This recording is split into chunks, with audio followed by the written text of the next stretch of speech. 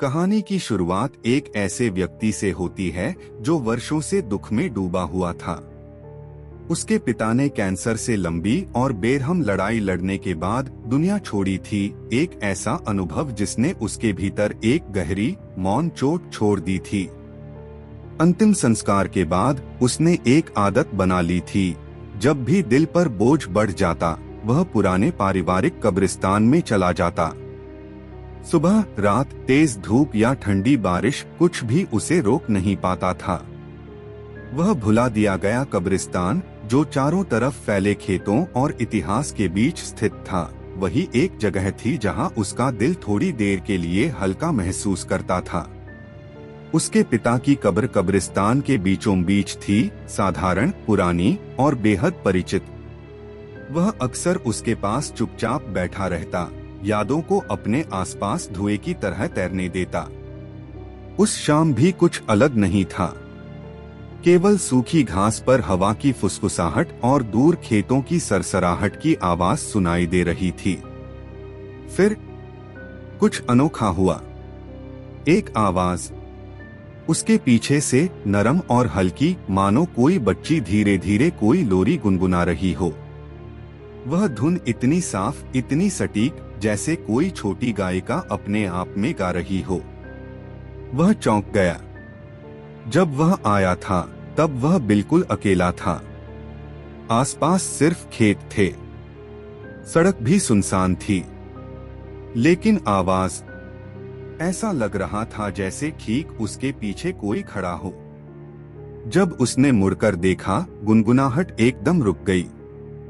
धीमी नहीं हुई, दूर नहीं गई, बस रुक गई, जैसे किसी ने प्लेयर पर पॉज दबा दिया हो। वह इसे कल्पना समझकर वापस अपने पिता की कब्र की ओर मुड़ा। लेकिन कुछ ही सेकंड बाद वह गुनगुनाहट फिर शुरू हो गई। वही धुन, वही नरमी। इस बार उसने झट से पीछे देखा और फिर सन्नाटा। पूरा माहौल थम गया। हवा तक रुकती हुई महसूस हुई, जैसे कोई उसके साथ खेल रहा हो। वह वहीं बैठा रहा, दिल तेज धड़कता हुआ। जब तीसरी बार गुनगुनाहट शुरू हुई तो वह अलग महसूस हुई और करीब, जैसे उसके बिल्कुल कान के पास। वह मुड़ने से पहले ठिठक गया। उसे लगा कि कोई उसे देख रहा है, मानो कोई उसे चुन चुका हो। और जैसे ही उसने हल्का सा भी हिला, धुन गायब। इस बार उसकी रीढ़ में तीखी ठंडक उतर गई। उसने अपने पिता की कब्र पर एक चूमा दिया और धीरे से खड़ा हो गया। मन के किसी कोने से एक आवाज आई, अब यहाँ से निकल जाना चाहिए। जब वह बाहर की ओर चल रहा था, उसकी नजर एक पुराने चौड़े पेड़ के नीचे पड़े छोटे छोटे कब्रों पर पड़ी। वह उन्हें पहले कभी नहीं देख पाया था। 3, शायद 4, बिल्कुल बच्चों की कब्रें। ठीक उसी जगह जहां वह बैठा था, उसके पीछे, शाखाओं के पीछे छिपी, लेकिन जैसे देख रही हो। उसका दिल सिहर गया। अचानक वह धुन समझ में आने लगी, या शायद बिल्कुल भी नहीं, क्योंकि कोई भी तर्क यह नहीं समझा सकता था कि सुनसान खेतों के बीच, जहां मीलों तक कोई बच्चा नहीं रहता, वहां एक बच्ची की आवाज कैसे गूंज सकती है। वह डरने वाला इंसान नहीं था।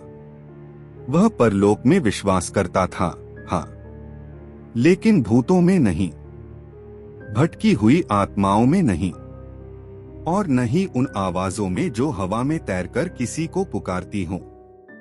लेकिन उस रात जब वह अपनी कार तक पहुंचा, उसे एहसास हुआ कि यह घटना किसी भी तरह समझाई नहीं जा सकती थी, जरा भी नहीं।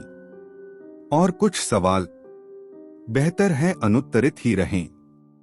उस रात देर से जब वह बिस्तर पर लेटा था, उसके कानों में वही धुन हल्की सी गूंज उठी।